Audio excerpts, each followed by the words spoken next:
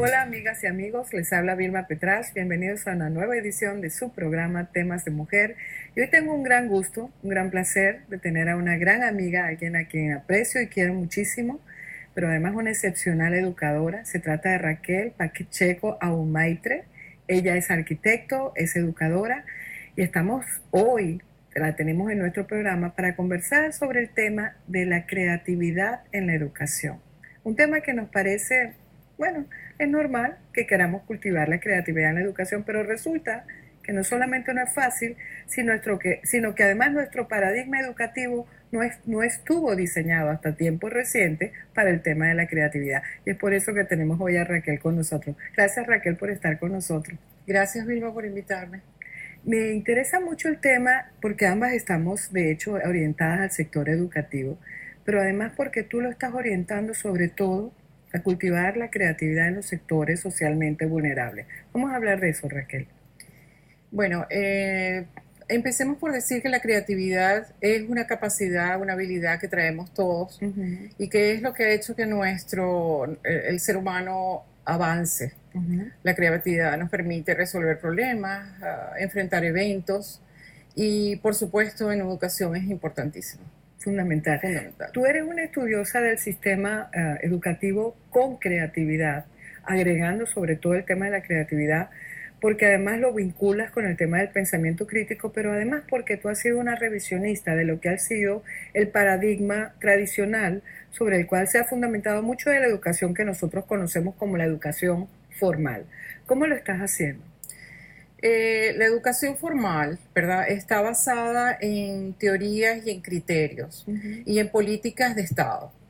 La educación formal nos lleva a desarrollar las habilidades de los individuos para que ellos deban ser creativos, producir una vida de ciudadanos. Y por lo tanto, como nosotros enfrentamos la educación, es básico para cualquier país. La creatividad, siendo parte de una habilidad propia y natural del ser humano, y la que nos lleva a desarrollar nuestras habilidades al máximo y producir situaciones innovadoras, pues debería estar promovido en las escuelas de manera fundamental. Claro, pero tiene que ver, Raquel, con un concepto más, porque a nosotros por mucho tiempo nos dieron una educación que yo lo voy a llamar como con la leche pasteurizada, ¿no? Como que nos metían en un cuadrito, ¿ok? El cuadrito era que teníamos que adquirir ciertas habilidades de acuerdo a un cierto parámetro de lo que debía ser la persona educada y el buen ciudadano. Pero resulta que el ser humano es diverso y que no todo el mundo puede asumir, o en todo caso puede, no es la palabra correcta, sino necesita los mismos incentivos para cultivar y para desarrollar esa creatividad. ¿Qué es lo que tú planteas y sobre todo tú estás basado en el modelo Montessori, correcto? Sí, el modelo Montessori es una de las teorías más interesantes en donde el niño se le deja explorar el medio ambiente y desarrollar sus capacidades según su motivación. Pero vayamos un poco más hacia lo que es la educación. Nos han dado currículum, la educación está planteada en la organización de los conocimientos que deben implantarse. Y por lo tanto siempre hemos seguido el currículum en donde nos van a enseñar el pensamiento de facto, buscar la verdad. ¿Ok? Pero la educación es un arte y como arte también es el aprendizaje. Los individuos son diversos, tienen diversas facultades, tienen diversas habilidades y de acuerdo a eso, ¿verdad?, la educación se hace de manera más fácil o más difícil. Un niño que tiene conocimientos puede relacionar la educación, puede relacionar lo que conoce, lo que le están dando a su medio ambiente. Pero ¿qué pasa con aquellos individuos, verdad?, que no tienen esa capacidad tan clara para interpretar su medio ambiente? ¿Por qué? Porque todos los seres humanos somos diferentes. Todos los seres humanos tenemos diferentes habilidades, y tenemos diferentes motivaciones. Al tener diferentes habilidades y motivaciones, cuando nosotros enfrentamos el aprendizaje, nosotros entonces vamos a sentir que lo que nos están dando nos motiva o nos interesa o lo entendemos como que va a ser primordial o fundamental para nuestra educación. Pero te iba a preguntar, ¿cómo hacemos nosotros? Porque ciertamente el paradigma está cambiando. Bueno, Raquel, tú sabes que yo también soy educadora. Hay una cosa que he notado ahora, sobre todo con estas nuevas tecnologías incorporadas a la educación, es que nos están pidiendo a nosotros, los profesores, que nos convirtamos en facilitadores. Ya no hablan de la palabra el profesor que enseña como en una visión unidireccional, sino que es un proceso interactivo. Y hablan de el aprendizaje colaborativo, el aprendizaje cooperativo. Hay una serie de conceptos que se están agregando porque nuestro objetivo es desarrollar esa inteligencia múltiple que tiene la persona, entre las cuales evidentemente desarrollamos también tanto el pensamiento crítico como la creatividad. Pero eso te lo dicen, pero nunca te dan la orientación porque hemos sido nosotros educados en el paradigma anterior, donde estaban estos formalismos que tú hablabas, estas cajitas donde tú metías a la gente y se suponía que debían todos seguir el mismo estándar, los exámenes del tal cosa, los exámenes de aptitud académica, los exámenes de esto, y entonces uno metía a la persona siempre en el cuadrito y el que se salía era el disfuncional. ¿Cómo? Ahora nos están exigiendo otra cosa. ¿Cómo adaptarnos realmente dándole incluso a los educadores los parámetros correctos? Bueno, empecemos por definir cuáles son el desarrollo intelectual que estamos buscando en educación. Tenemos el pensamiento crítico, que en este momento lo tenemos que desarrollar en las aulas, el pensamiento imaginativo, el pensamiento, el pensamiento analítico. Perfecto. El pensamiento imaginativo, ¿verdad? Y el pensamiento de lo práctico. Y estamos viendo que tenemos que desarrollar un hombre para el mundo del siglo XXI y un hombre para el mundo que va a venir, que no sabemos cuál va a ser. Entonces nos enfrentamos, ¿verdad? Al paradigma de que la educación no solamente puede basarse en hechos que conocemos, sino que el pensamiento creativo y la adaptabilidad al cambio es lo que se está exigiendo para que los niños de hoy en día puedan salir adelante en un mundo en que todavía no conocemos y está en proceso de cambio. Claro, es como que nos estamos preparando para el pensamiento complejo, que tiene incertidumbre, que tiene unos elementos que tú puedes en algún momento descubrir de repente y tienes que estar como más alerta y preparado para esa aventura del proceso del conocimiento, donde a lo mejor la información está ahí, pero tenemos que entrenar a la gente y entrenarnos nosotros a producir nuevo conocimiento en un marco donde está fluyendo una cantidad enorme de información. Y también el mundo está cambiando, sentimos que por causa del cambio tecnoeconómico está cambiando aceleradamente, ¿no? Claro. ¿Cómo nosotros entrenamos a nuestros estudiantes para que se adapten a la incertidumbre, se adapten a las circunstancias nuevas que se les presenten en su vida? Entonces ahí está el desarrollo del pensamiento crítico, de la creatividad. La creatividad se basa en el pensamiento analítico, en el pensamiento crítico y en el pensamiento práctico. Y hacia allá va la educación, hacia allá deberíamos ir nosotros instruyendo a nuestros estudiantes. Ok, ¿cuáles son los puentes acá? Tú hablas de todo tipo de conocimiento, analítico, crítico y práctico. ¿Cómo construimos los puentes ahí? Yo eso incluso te lo pregunto desde el punto de vista de las personas que nos están viendo, porque también las madres tienen que hacer esto con sus hijos. La educación en el pensamiento crítico, creativo, analítico, viene desde el hogar. Por supuesto, en el hogar nosotros recibimos una cantidad de información importantísima. En nuestro hogar nosotros estamos en un ambiente en donde nos conocemos y es mucho más fácil poder introducir la imaginación, el juego y también lo práctico, ¿verdad?, de todas nuestras actividades. Cuando nosotros le enseñamos a nuestros niños o a nuestros adultos en high school, en middle o en la universidad, a que ellos tienen que entrelazar estas tres capacidades capacidades con las que venimos, capacidades en las que nosotros no hemos Pero a veces confiado, estamos subdesarrollados en porque algunas, ¿no? no hemos confiado, ¿verdad?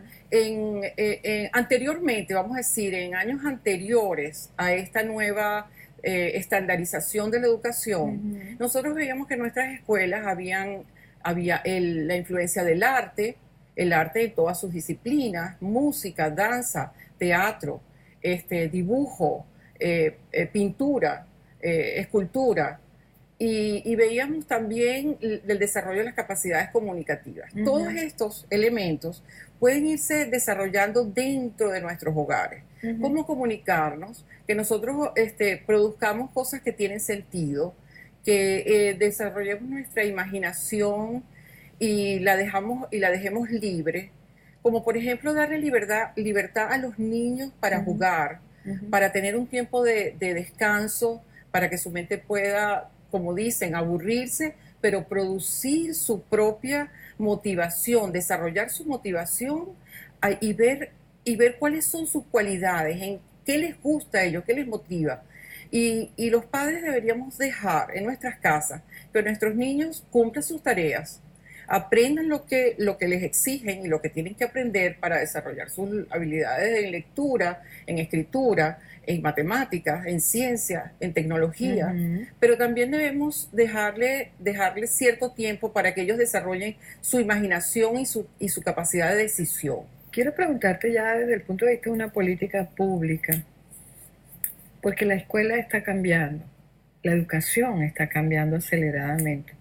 Tenemos estas nuevas versiones de educación digital, donde además la gente está expuesta a mucha información y nosotros tenemos que entrenar a la gente ahora como educadores a convertir esa información en conocimiento, a utilizar esos tres elementos que tú hablabas de lo analítico, lo crítico y lo práctico, para que esa información tenga sentido, para que puedan darle sentido a esa educación y tener una vida productiva y una vida, yo diría, plena en sociedad. Exacto. ¿Cómo lo hacemos? Porque ciertamente tenemos que trabajar con la diversidad, pero también tenemos que tener parámetros que nos permitan desarrollar esa creatividad para el conjunto social. ¿Cómo lo hacemos? Claro, siempre que nosotros utilicemos la creatividad para el desarrollo positivo, el desarrollo creativo del ser humano, ¿verdad? Nosotros estamos produciendo a un ser que va a tener las herramientas.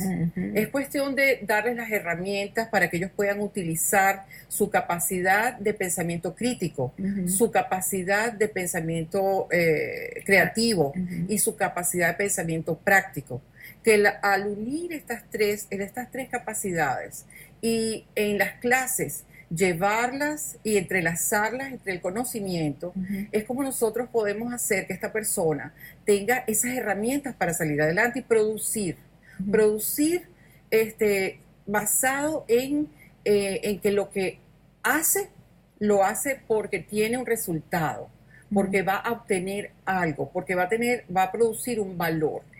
¿Crees tú que las nuevas generaciones, bueno, yo no quiero, por cierto, en ningún momento, porque la educación de las personas adultas, nosotros de hecho estamos en un proceso educativo interesante ahorita haciendo un doctorado en educación, es una posibilidad, pero pareciera que los jóvenes, precisamente porque han estado expuestos a esto de trabajar con la incertidumbre, la ambigüedad, tú sabes, estos elementos, y la complejidad evidentemente de un mundo mucho más cambiante en el cual a lo mejor cambiaba, pero uno no lo notaba tanto como ellos lo notan. Pareciera estar más preparado esas nuevas generaciones para ese cambio.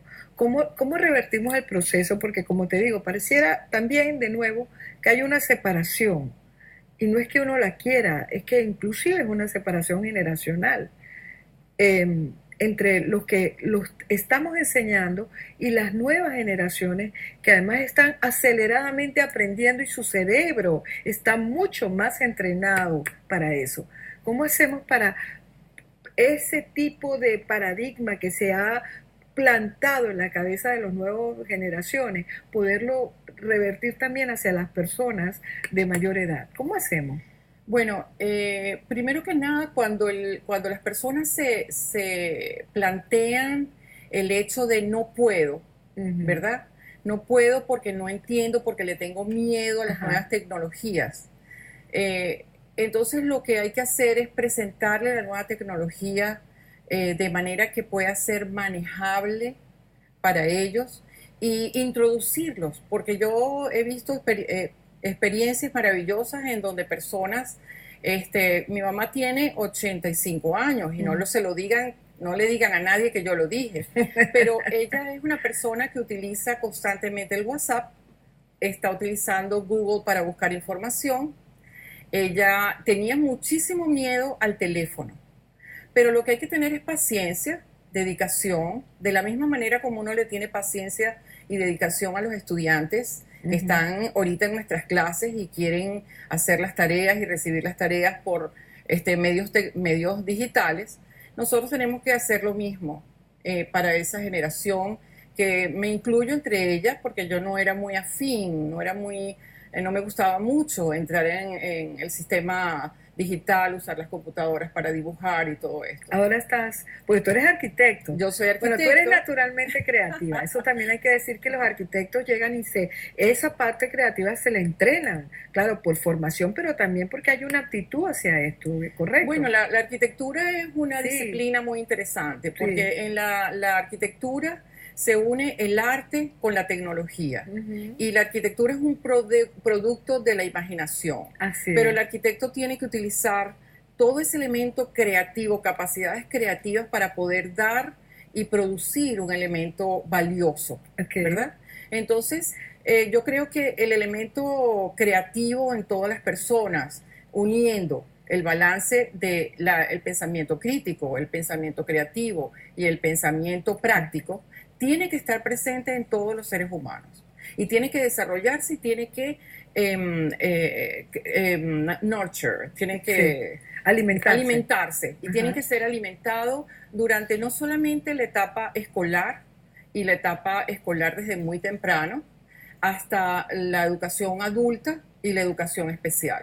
Vivimos en un mundo, Raquel, en que se han acrecentado las desigualdades sociales. Y tú eres una persona que está trabajando con sectores socialmente vulnerables para ayudarlos precisamente en el paradigma de la creatividad. Es decir, no solamente te vamos a dar las capacidades analíticas y la parte práctica que vas a tener con este conocimiento, sino además te vamos a desarrollar la creatividad porque te enriquece más como ser humano. ¿Cómo lo estás orientando? Cuéntame. Bueno, cuando hablamos de los sectores menos desarrollados o con menos recursos, tenemos que enfrentar el tema de la pobreza.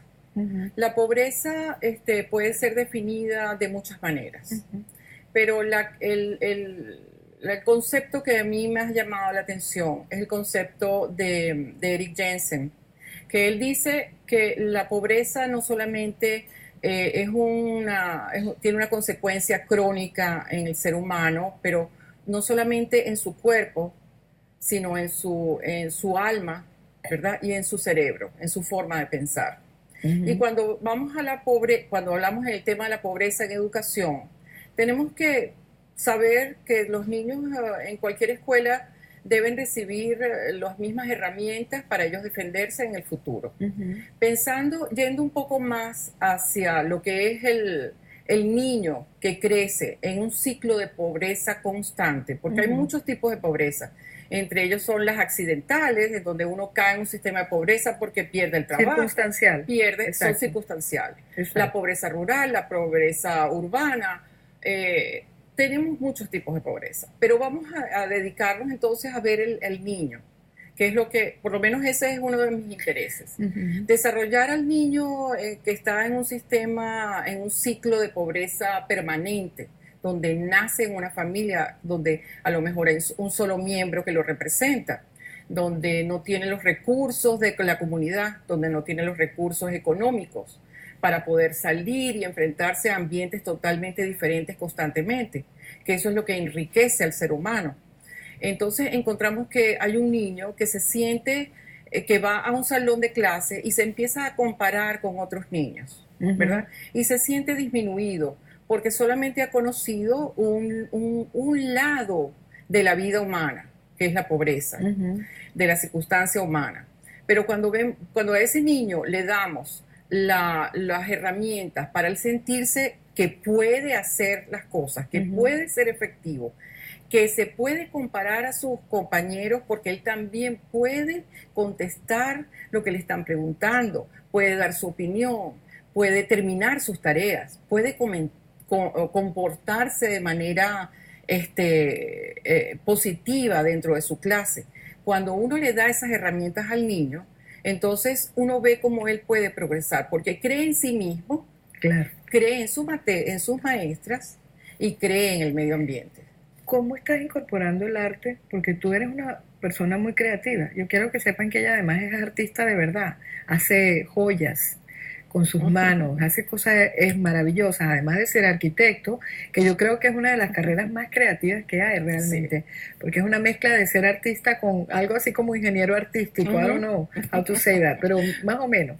Pero en todo caso, ¿cómo estás incorporando el arte en este proceso educativo para cultivar, para que aflore el espíritu, ese espíritu emprendedor de la persona, ese espíritu de mirar más allá, de descubrir cosas? Exactamente. Ese es uno de los objetivos más importantes del arte, que la persona sienta que tiene la libertad de expresarse, sí, ¿verdad?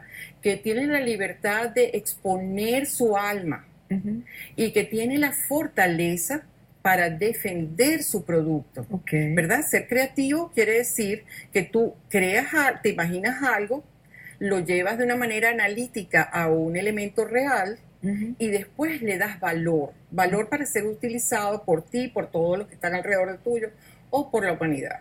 Entonces, ¿qué pasa? Cuando nosotros nos enfrentamos al arte, nosotros empezamos a trabajar sin el riesgo de ser